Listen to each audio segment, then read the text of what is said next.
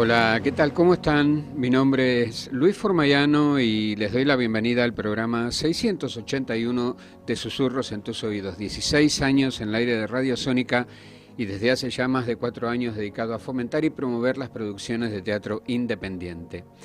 Hoy vamos a tener un programa medio híbrido. Mis invitados van a estar saliendo por audio, pero ustedes van a ver imágenes, tanto de ellos como mías. Pero voy a volver, voy a volver en vivo en cada momento. En la primera parte del programa de esta noche vamos a estar hablando de una obra impactante que se llama La débil mental. Originalmente sobre una idea de Cristina Vanegas, sobre un texto de Ariana Harvix. Actúan Ingrid Pellicori y Claudia Cantero, bajo dirección de Carmen Valiero. La función es los martes a las 20 horas, por eso las invitadas no han podido concurrir al programa de esta noche, pero bueno, lo pregrabamos para que estuviera presente en Susurros. El espacio se llama Área 623 porque está en la calle Pasco 623. Entonces, en el primer bloque voy a estar hablando con las dos actrices, con Ingrid Pellicori y luego con Claudia Cantero.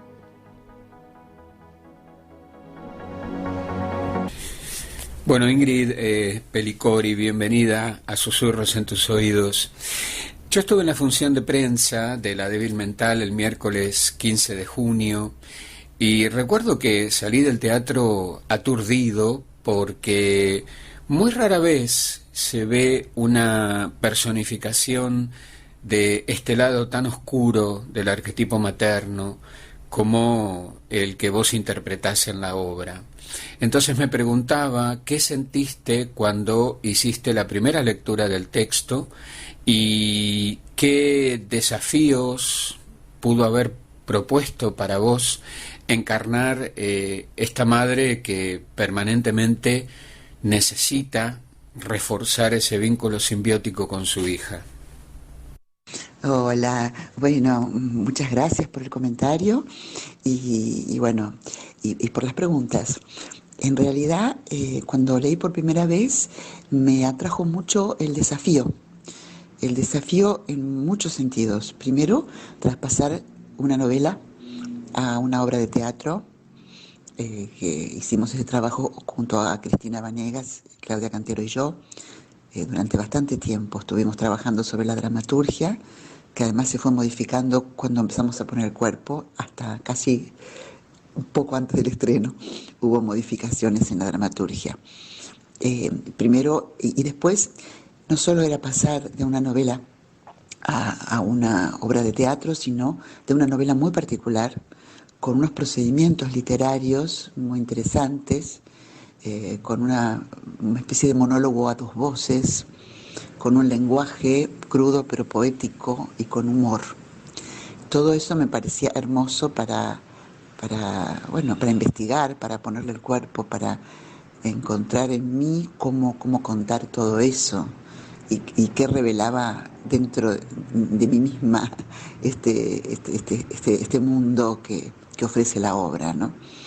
En cuanto a la oscuridad de la madre, sí, me interesó contar eh, la contradicción, ¿no? El amor y el horror del amor y la soledad también, y el desamparo y la necesidad. Quizás no solamente como un rasgo patológico, sino como una investigación de algo que es profundamente humano, aunque en este caso esté como exacerbado y distorsionado. Entonces me pareció un muy interesante desafío, y bueno, de la mano de todas estas personas y con la compañía de Claudia Cantero, que es una actriz extraordinaria, a la que vi muchas veces en el escenario y era la primera vez que trabajábamos juntas, pero que bueno, que había que encontrarle también la expresión a ese universo, cómo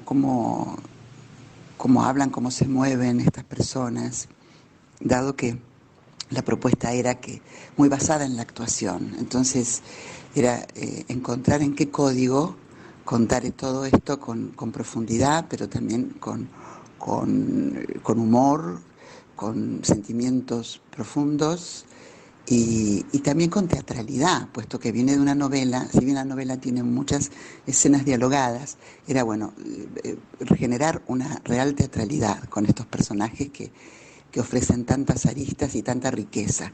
Así que bueno, todo eso me entusiasmó muy rápidamente, junto a cómo está conformado el grupo, que siempre para mí es algo muy importante a la hora de embarcarme en un proyecto.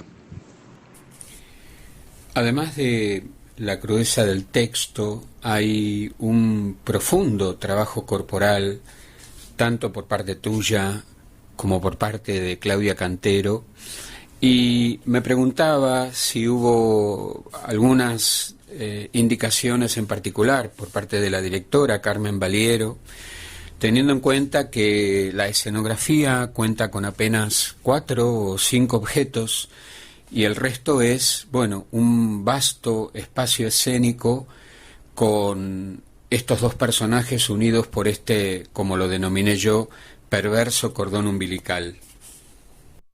En cuanto a los cuerpos, hubo un trabajo específico de las corporalidades y de cómo estaban construidos los cuerpos y también de cómo se desplazan en el espacio, que lo hizo Kijen Mut, que es coreógrafa y bailarina y que realmente generó toda una dinámica y un aporte muy importante para el espectáculo. Con ella trabajamos desde el principio y bueno, por supuesto, Carmen Valiero desde la dirección eh, generó como el concepto o seleccionó a partir de todo ese trabajo lo que para el concepto de la dirección era más interesante, pero hubo sí un trabajo concreto con Kishenmut y también en algún punto un trabajo de las voces, dado que Carmen Valiero es música y también trabaja eso, la voz en el teatro. Y bueno, tanto Claudia como yo somos actrices que nos interesa esa parte del trabajo también, de la voz, y lo que hacemos con las voces, y cómo cuentan las voces, y los ritmos, y las pausas, todo lo que genera eso. Así que bueno, ese fue otro plano también del trabajo. Bueno, muchísimas gracias. Cualquier otra cosita, con todo gusto contesto. Adiós. Ahora estaré hablando con la actriz Claudia Cantero. En esta primera parte del programa nos estamos ocupando de la obra La débil mental. Te recuerdo que la podés ver todos los martes a las 20 horas hasta agosto en Área 623, una hermosa sala que queda en Pasco 623, Valvanera. Bienvenida, Claudia Cantero, a Susurros en tus oídos.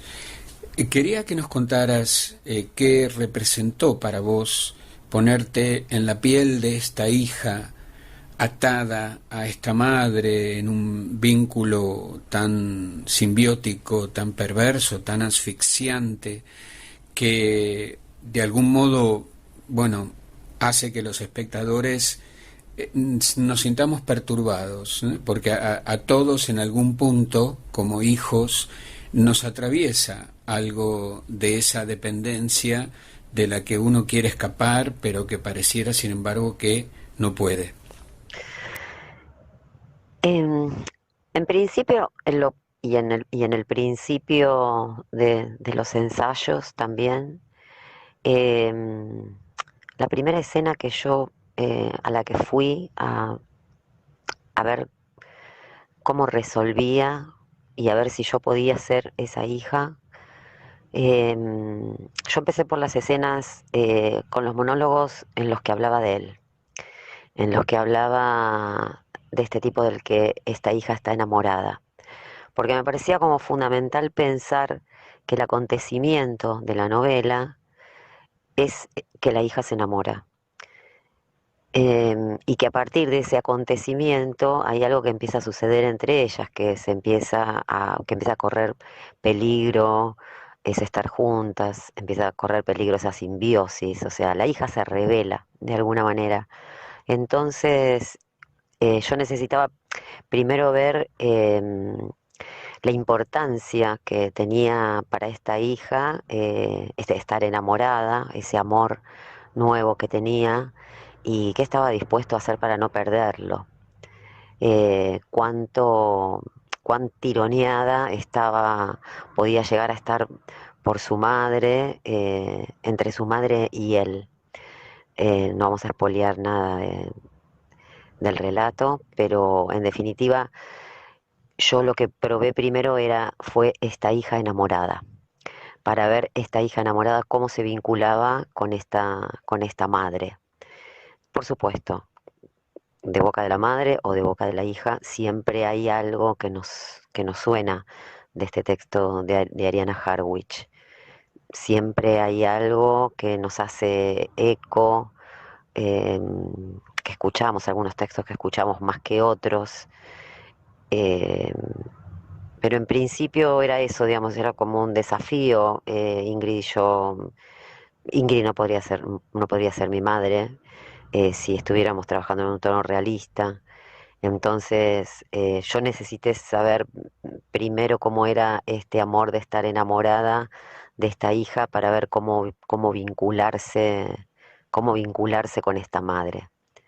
Em, y el texto te va guiando también cómo es ese vínculo y cómo sufre cada una con ese vínculo.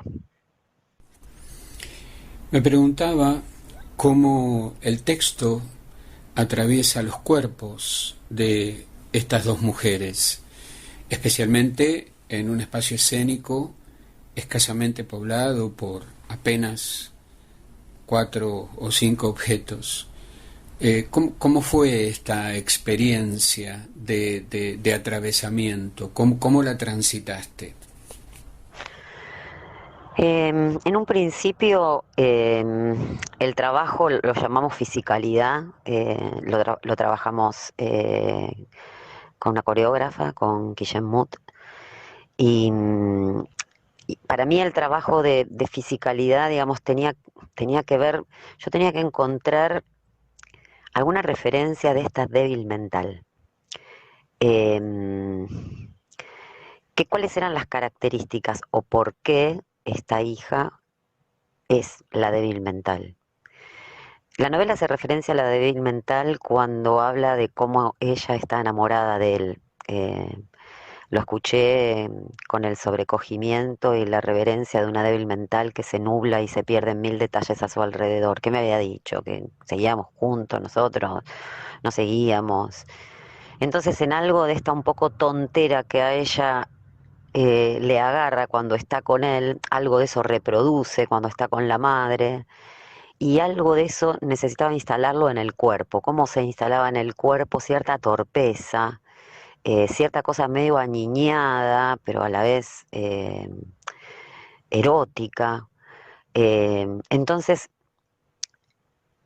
este atravesar del cuerpo fue una fisicalidad que se fue construyendo a partir más de una energía, diría yo, que del texto. Obvio que el texto está dentro de esa energía, pero como de qué energía, primero que tenía que ser una energía más alta que la mía, porque yo tengo la edad que tengo y esta piba es un poco más chica, bastante. Entonces, tenía que encontrar en ese cuerpo algo que pudiera narrar a alguien que tiene cierta debilidad mental. Entonces, en ese sentido, esa fue la fisicalidad. Después existen acciones, obviamente, que son parte del relato también, como si fueran texto, que esa, bueno, también la fuimos construyendo, bueno, por lo menos cada una las fue construyendo a medida que nos íbamos adentrando en el relato. No. Antes de escuchar a la directora de La Débil Mental, Carmen Valiero, te quiero contar algo de la ficha técnica. La coreografía es de Guillem Muth, la escenografía y el vestuario de Pia Drugheri, el diseño sonoro y entrenamiento vocal de la misma Carmen Valiero, el diseño lumínico de Fernanda Balcells y Ed Sirlin, la asistencia de dirección por parte de Ana Kowalczuk, la fotografía de Alejandra López, el diseño gráfico de Laura Rosenberg y la prensa a cargo de Caro Alfonso. Así que ahora vamos a escuchar a Carmen Valiero.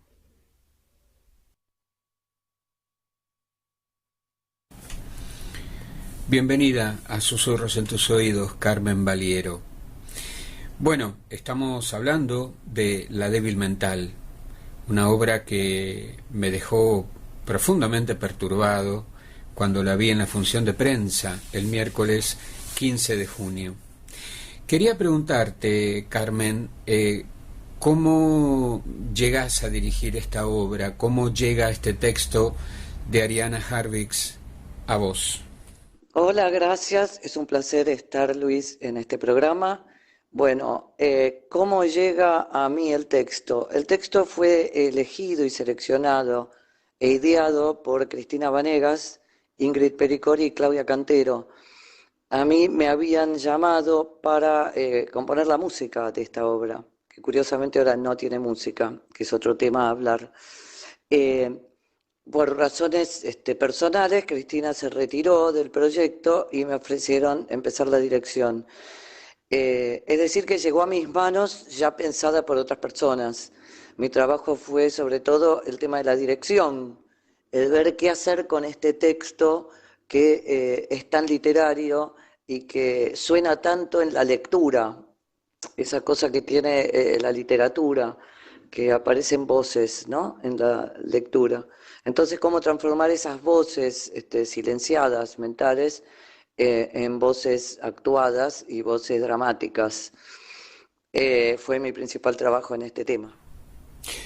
Obviamente, al adaptar la novela a una puesta en escena, esto requiere, bueno, pensar un poco cómo los cuerpos se van a mover en el espacio, que tanto a Ingrid como a Claudia le decía que es un espacio muy disponible porque hay muy pocos objetos que distraigan nuestra atención. Entonces, el movimiento corporal que por momentos llega al paroxismo, ¿cómo fue pensado desde vos? ¿Cómo lo trabajaste con ambas actrices? Yo pensé que el movimiento, no es que pensé, que el movimiento corporal acompaña la rítmica de los estados internos y también de la palabra. Estuvo muy trabajado el tema rítmico y la musicalidad de la palabra, el contrapunto de la palabra, es como un dueto. Entonces los cuerpos también tienen que generar ese tipo de rítmica y movimiento donde se acercan, se expulsan, se buscan, se evitan. Hubo una ayuda muy grande de Guillén Mut en coreográfica, donde justamente ese era un pedido clave. Cuánto se puede acercar una mano, cuánto puede acercarse una boca, cuánto puede acercarse un hombro, otro hombro, y cómo generar en esos movimientos los diferentes estados de violencia o de amor que existen entre una madre y una hija, y la naturalidad con que se tratan los cuerpos, ¿no?, de ambas, mutuamente e individualmente también. Así que el trabajo corporal está muy supeditado a la idea de idas y venidas mentales, emocionales y verbales de los personajes. El universo femenino que se despliega en la obra, íntimo, entrelazado, entremezclado, lleno de proyecciones, de deseos, de frustraciones, es un universo complejo donde tenemos esta figura de la madre arquetípica en su lado más oscuro, que es la que generalmente aparece en los cuentos de hadas, y esta hija con un vínculo ambiguo que quiere separarse, pero que en realidad no quiere separarse. ¿Qué reacción sentís provocó esto en el público? Seguramente te han transmitido algo. Yo te dije que, por ejemplo, salí perturbado, porque es mucho de lo que se ve en los consultorios y también en las clínicas psiquiátricas, ¿no? Estos vínculos que llevan a que, bueno, una de las dos pueda terminar en una internación, por ejemplo. Entonces perturba realmente. ¿Qué devoluciones has tenido sobre esto? Bueno, hubo muchas devoluciones disímiles. Eh, Hay personas que se identifican rápidamente con los conflictos o los perturba justamente porque hay una cierta identificación o porque conocen, por otros motivos, situaciones similares o opinan tal vez que parte de eso que ellos están viendo o ellas podría estar ocurriendo sin ser conscientes de tal cosa. Eh, yo tengo en general una visión más pulcra, si se quiere, no sabría cómo decir, o ascética en el teatro, como en la música, como en el arte en general, en el cual me cuesta trasladar lo personal a las formas estéticas. Es decir, a mí me parece que, en mi caso, ¿no? Utilizo temas de excusa para producir un acto estético y no utilizo el acto estético de excusa para hablar de conflictos. El conflicto me parece que no es lo que soporta la obra, sino el cómo es lo que soporta la obra. Y en este caso también he recibido muchas devoluciones sobre este tema, que es cómo está hecha la construcción, cómo es el ritmo, cómo se mantienen en ciertos tonos, cómo cambian los tonos de las voces, cómo se produce lo que sigo insistiendo que es una melodía tímbrica por un lado y un contrapunto emotivo por otro también, ¿no? Eh, en general, las devoluciones, estas que son más emocionales, a las que vos te referís, a mí me cuesta más entenderlas. O sea, yo soy compositora y nunca pude componer una canción autorreferente. Después pueden decir, bueno, esto es un disparador inconsciente, todas esas cosas, pero lo puntual acá que quiero remarcar es que no que para mí las obras, cuando son obras, se sostienen por la forma que proponen. Yo creo que la forma es el contenido de las obras. O sea, las temáticas en sí mismas pueden generar desde una telenovela venezolana a una obra de Shakespeare. El amor está visto de muchas maneras, o el monólogo de Molly Bloom, que tuve la suerte de poder dirigir a Cristina Vanegas en ese monólogo. Son formas muy complejas y formas muy literarias en ese caso, por ejemplo, ¿no? Entonces sigo pensando que es la utilización de los conflictos humanos para generar formas que sí se pueden dominar de alguna manera. Y, y ante la imposibilidad de controlar, creo yo, el conflicto, se descansa en poder construir e imaginar formas estéticas que alivian un poco esa especie de abismo existencial que existe en la humanidad.